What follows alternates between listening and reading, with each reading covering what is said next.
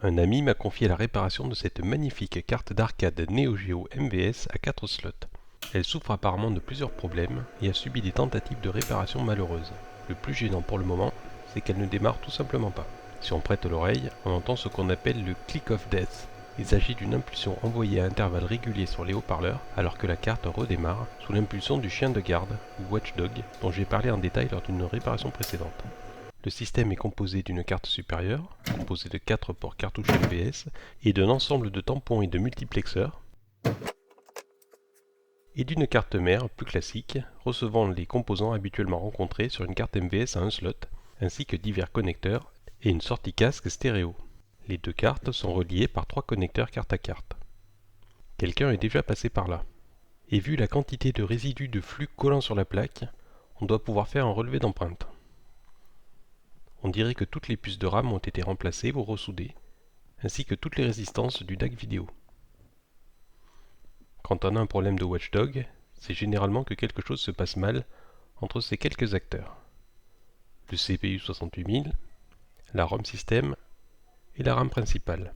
La RAM de backup partage également leur ligne de bus. Elle est alimentée par la section backup par ici. Je commence par vérifier que le processeur est effectivement redémarré en boucle en posant une sonde sur sa broche de reset. On voit bien que le signal est passé au niveau bas de manière périodique. Une cause que l'on peut évacuer rapidement est un souci d'alimentation, détecté par le gestionnaire d'alimentation PST518 ici présent. Il est en charge de libérer le processeur une fois la tension d'alimentation stabilisée au-dessus d'un niveau d'environ 4 volts. On entend particulièrement bien le clic de la mort, ça commence à me rendre dingue. Et il donne bien un accord permanent pour démarrer la machine. Je contrôle ensuite les broches de lecture et d'écriture de la RAM de travail, et je ne vois aucune activité. Aucune écriture n'est demandée, ce qui est normalement impossible. Je contrôle la broche d'écriture sur l'autre puce de RAM, en essayant de ne pas rester collé dessus. Et j'ai bien une activité. Or les deux puces devraient être accédées en parallèle. J'identifie les deux puces de RAM. En vérifiant la connectivité avec une ligne de données des 8 bits de poids faible de la ROM system, je détermine que cette puce est la puce de RAM de travail de poids faible. L'autre est donc la puce de poids fort. Sur les bus raccordés au processeur principal, le Neo C1 fait la loi. Il opère le décodage d'adresse et active les circuits concernés. On voit sur les broches 6 et 7 les mentions WRU et WWU, comme Work RAM Write Upper et Work RAM Read Upper. Je m'intéresse particulièrement à la broche 6 qui contrôle l'écriture sur la RAM de poids fort. Les broches 92 et 93 ont le même rôle pour la RAM de poids faible. Je vérifie que les pistes 6 et 93 sont bien reliées aux lignes d'écriture des deux puces mémoire. Et c'est bien le cas. Il y a une possibilité que la puce Neo C1 soit morte, mais je préfère m'en assurer. Il s'agit d'une puce SNK dédiée au matériel Neo Geo, et on n'en trouve que sur des slots condamnés. Je vais retirer la puce de RAM pour voir si c'est elle qui empêche le Neo C1 d'activer sa ligne d'écriture. Je la choisis parce qu'elle est plus facile à enlever et à remettre que le Neo C1. Je teste à nouveau la ligne d'écriture, mais je ne trouve toujours aucune trace d'activité. Il faut s'y résoudre, le Neo C1 est mort. Il est temps de ressouder la puce de RAM. Il faut ensuite retirer le Neo C1 sans rien abîmer. Je nettoie le site pour préparer la pose de la puce de remplacement. Je retire le Neo C1 de l'un de mes slots que je peine à réparer. Je n'ai pas encore perdu espoir, mais ça rendra la réparation plus intéressante. Je positionne le nouveau Neo C1. Je soude les broches dans un coin de la puce. Forcément, la puce a bougé, mais le fait d'avoir soudé un coin me permet de déplacer légèrement la puce, on parle d'1 mm, pour la remettre sur les pads. Je peux alors la bloquer en place en soudant tous les coins. Ensuite, je pratique comme d'habitude avec beaucoup de flux et les mains qui tremblent. Tout semble correct visuellement.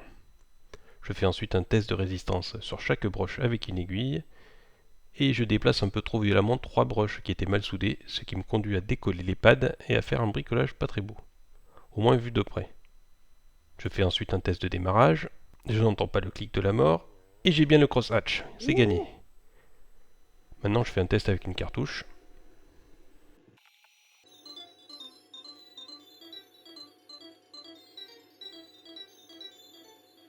Le son est bizarre et l'image est horrible, il reste du boulot. Je remplace la ROM system par une ROM de diagnostic. Elle me dit que tout va bien. J'aurais aimé qu'elle me trouve un problème avec le circuit vidéo. Je refais un test complet, incluant le circuit audio. Pour cela, je dois remonter la carte qui porte les connecteurs de cartouche, mettre un fil entre la masse et le signal du bouton D parce que j'ai toujours que 3 boutons câblés sur mon banc de test, et insérer la plaque inférieure de ma cartouche de test confectionnée plus tôt. Parfait, rien à signaler non plus, la ROM de test ne m'a vraiment servi à rien aujourd'hui. L'affichage via la ROM de diagnostic étant correct, je me dis que le problème vient peut-être de la carte qui porte les cartouches, et j'inspecte les pistes à la recherche de défauts visibles. Je repère des pistes suspectes par ici, je teste la continuité entre les deux extrémités des pistes, qui se terminent par des vias conducteurs, et pas de problème avec ces pistes. Le 68000 discute directement avec le contrôleur graphique, le LSPC2A2. C'est par son intermédiaire qu'il va accéder à la RAM vidéo contenant les informations sur les sprites et les tiles du fix layer à afficher. Le LSPC2A2 pilote le Neo B1 qui va lui-même assembler les informations des sprites, des facteurs de zoom et du fix layer pour produire une ligne affichable via les puces de palette RAM. Une ROM de fix layer est présente sur les cartouches MVS, ce n'est pas le cas sur les consoles AES par exemple. C'est elle qui contient les jeux de caractères affichés par la ROM de diagnostic et par le menu de configuration du slot. Quand une cartouche est insérée, les ROM de sprite et du fix layer sont présentes sur la cartouche. Les données de sprite sont multiplexées par la puce Neo ZMC2 qui communique avec la carte fille via un groupe de tampons et les connecteurs carte à carte. Quand je lance Puzzle Bubble, je m'aperçois que l'image est bonne jusqu'à l'apparition de la mention ProGearSpec. Je me dis qu'il doit y avoir une différence technique entre le logo Neo Geo et la mention en dessous. Pour en avoir le cœur net, je fais la tournée des émulateurs Neo Geo parce que j'ai le vague souvenir que l'un d'eux permettait de décomposer l'image en sprite. Enzymus, du forum Neo Geo Player, finit par m'orienter vers NeoRage X, que je n'avais pas lancé depuis 20 ans. Je lance donc l'émulateur, je choisis Puzzle Bubble,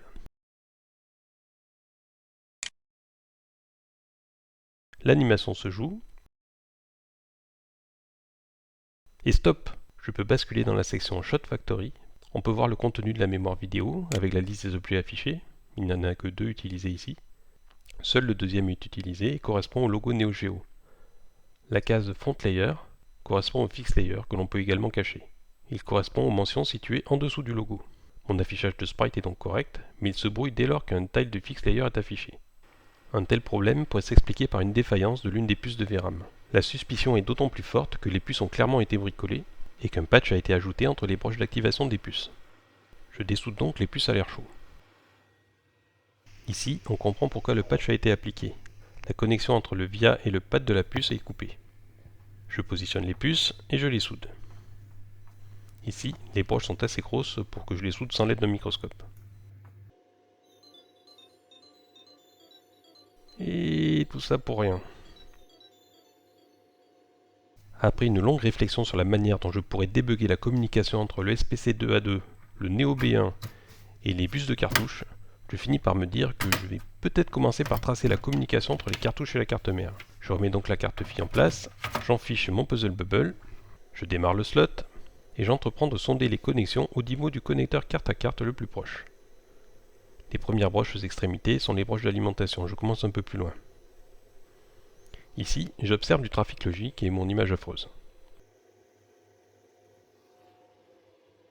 Ici aussi, et par un gros coup de bol technique, je trouve un signal écrasé qui n'est pas du tout à des niveaux de tension logique. On voit que quelque chose essaie de communiquer mais n'y arrive pas. À ce moment, je jubile à l'idée de ne pas avoir à remplacer le Neo B1 ou le LSPC2A2. Le problème est probablement au niveau de la carte supérieure. J'aimerais travailler avec une image fixe et endommagée, pour faciliter l'identification des signaux. Pour cela, je vais utiliser le Deep Switch de pause. C'est le 8e en partant de la gauche. D'ailleurs, si vous voulez souder un bouton de pause sur votre slot, c'est ici qu'il faut le faire. Je m'aperçois que, curieusement, le fait de mettre l'image en pause fait revenir le signal à la vie et affiche une image presque correcte. Dès que je fais sauter la pause, l'image se redégrade. Je ne vais donc pas pouvoir utiliser la pause, mais ça met en avant un problème de timing très étrange. La broche suspecte est reliée à la sortie de l'un des 5 Neo 253 présents sur la carte. Sa position est la D5. Il s'agit d'un démultiplexeur de 10 x 4 signaux permettant de renvoyer vers la carte mère les signaux de la cartouche sélectionnée. La sortie qui nous intéresse est le résultat du multiplexage des broches 1, 2, 3 et 64. Le wiki nous indique que le Neo 253 est en charge du multiplexage des données, des sprites et du fix layer. Tiens donc, c'est justement ce qui semble poser problème. En plaçant ma sonde sur la broche 64, je visualise le trafic des données sur l'entrée correspondant au premier port cartouche. Je compare ici l'entrée 64 et la sortie sur un Neo 253 en bonne santé. On voit que les signaux bleu en entrée et rouge en sortie se superposent. Si je fais la même comparaison entre les entrées et sorties de mon Neo 253 suspect, le résultat est très différent. La sortie ne suit l'entrée que de très loin.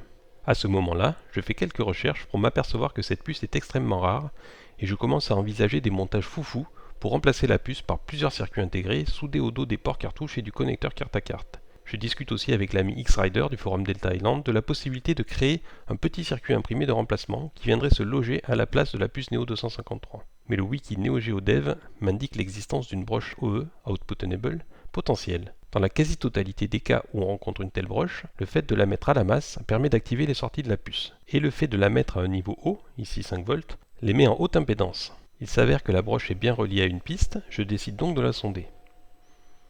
Et j'obtiens quelque chose qui ne ressemble pas du tout à un signal logique. La broche n'est visiblement pas directement commandée par qui que ce soit. Le fait que le niveau soit proche de 0 volts explique que j'obtienne actuellement une image à peu près correcte. Quand le hasard fait que le niveau est un peu plus haut, le Neo 253 se désactive et on obtient un écran noir. Je pense qu'on peut enlever le point d'interrogation sur le schéma. On a bien une broche OE sur cette puce. Je décide de suivre cette piste pour savoir quelle est la puce qui la commande et pourquoi elle ne veut plus le faire. La piste traverse la carte, passe plusieurs fois d'une face à l'autre de la carte et arrive sur le connecteur carte à carte. Sur la carte inférieure, elle traverse la carte dans toute sa largeur et ressort près du second connecteur carte à carte. On n'a pas pris un raccourci. De là, elle remonte avec deux autres pistes, jusqu'à ce via. Or le multimètre ne me donne pas de continuité entre ce via et celui du bas de la carte. Je dois gratter le vernis qui protège la piste, sans abîmer le cuivre, afin de parvenir à la suivre au multimètre et détecter une éventuelle coupure. Je poursuis ma recherche de coupure au microscope et je trouve un point suspect. Je le gratte. Puis je fais un test de continuité. Et il semble bien que la piste soit coupée, et qu'il y ait une autre coupure entre celle-ci et le via au-dessus. Je gratte ce bout de piste qui n'a l'air de rien, et il manque un bout de cuivre sous le vernis. J'ajoute du flux sur les pistes grattées, et je les recouvre d'étain pour éviter qu'elles ne s'oxydent, et pour préparer la réparation. Le principe est de venir plaquer sur les pistes un fil très fin, que l'on vient chauffer pour le faire adhérer aux pistes. On peut ensuite le couper à ras. Oui, vu de loin, ça c'est à ras. Le mieux est l'ennemi du bien, il faut éviter d'endommager les pistes avec les pinces. Voilà le résultat une fois les réparations terminées. J'en ai profité pour étamer les endroits où j'avais dû retirer le vernis. De loin, c'est nettement plus discret. En tout cas, maintenant ma piste n'est plus coupée. Je fais un test et l'image est impeccable. Tout ce temps passé pour une simple piste coupée. Je vérifie tous les slots un par un.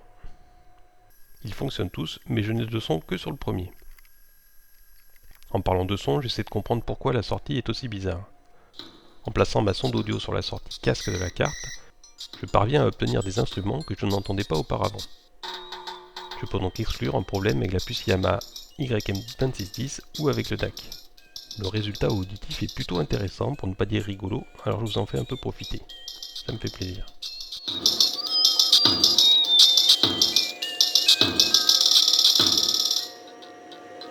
Je sors l'adaptateur pour le jack audio que j'utilise habituellement sur ma borne pour obtenir du son stéréo, le standard Yamaha ne proposant que du son mono. Je branche sur le jack un haut-parleur mono de qualité et j'ai bien la musique complète. Il y aurait donc uniquement un souci avec la sortie Yamaha. En essayant de lancer de la musique pour faire des tests, j'arrive parfois sur cet écran d'erreur. Cela signifie que la connexion entre la carte audio de la cartouche et le circuit audio de la carte mère est capricieuse. L'explication la plus probable est que le port cartouche ou la cartouche sont encrassés. Je nettoie donc tous les slots avec de la bombe contact sans résidus. J'utilise une feuille de papier pliée pour venir frotter délicatement les contacts. Et ce problème est réglé. Concernant le fait que je n'arrive à avoir du son que sur le premier port cartouche, je décide de retirer la ROM système alternative que j'ai utilisée pour mes tests et de remettre la ROM d'origine. Et le son est revenu sur le port 2. Et sur tous les autres. Je m'attaque à présent au son bizarre qui sort du port Yamaha. La norme Yamaha demande à ce que la carte fournisse en sortie un signal mono amplifié. Ce slot utilise un ampli audio ici présent, qui peut être utilisé en mode stéréo à gauche ou en mode mono à droite. En mode stéréo, les sorties de l'ampli sont reliées au haut-parleur par l'intermédiaire de condensateurs, ce qui n'est pas le cas avec le montage mono. Je m'attends, contrairement à la norme, à voir mon ampli arriver sur 2 de ces condensateurs et rejoindre le connecteur JAMA. Je prends la première sortie, je la suis jusqu'à un condensateur, puis je la vois repartir sur le connecteur JAMA.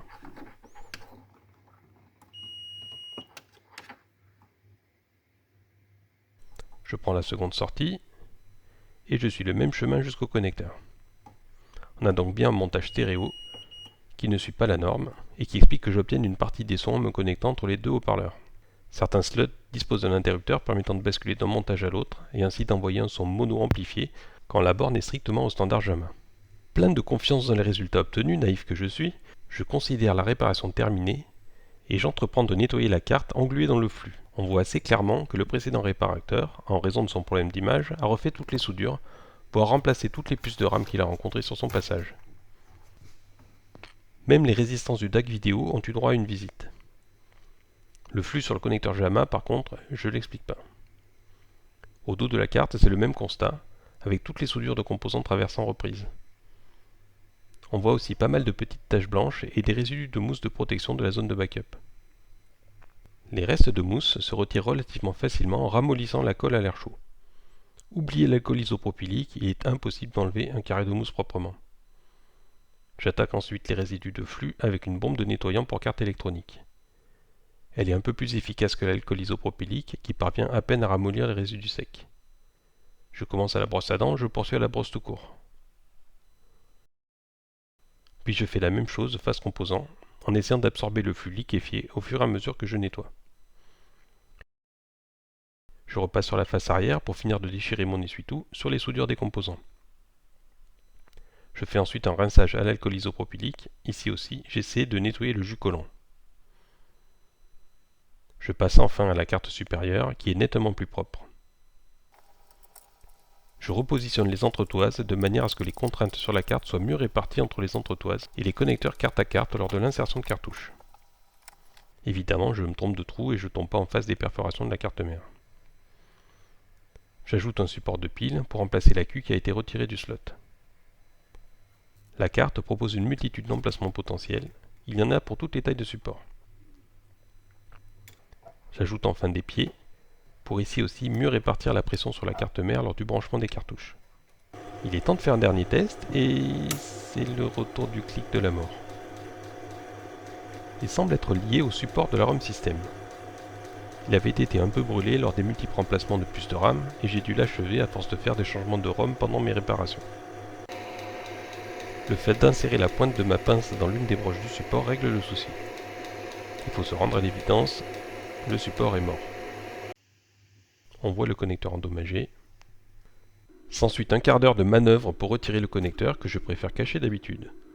Le but étant de retirer le connecteur sans arracher la moindre piste ou le moindre pad, toutes les méthodes y passent. Le pistolet à dessouder, l'air chaud, le coupage en deux du connecteur, l'air chaud à nouveau, le découpage en petits tronçons des restes du connecteur, et le chauffage au fer à souder pour extraire le morceau récalcitrant. L'important à la sortie est que tous les trous soient bien dégagés pour pouvoir insérer le nouveau connecteur. Il ne reste plus ensuite qu'à mettre le nouveau support en place, à le souder, et surtout à renettoyer derrière. Je remets une ROM en place, je fais un test avec une cartouche, et tout marche enfin correctement.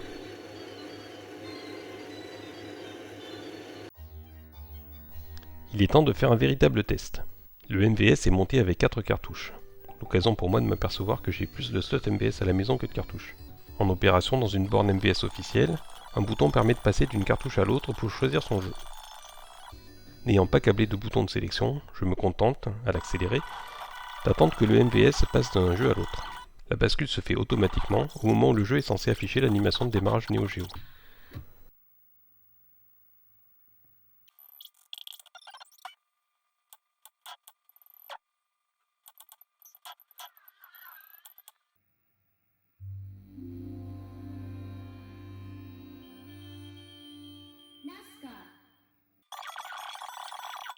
Petit clin d'œil au hack de la 138 en 1 qui permet de choisir le jeu à activer sur la cartouche. N'oubliez pas de partager la clochette et de commenter les pouces.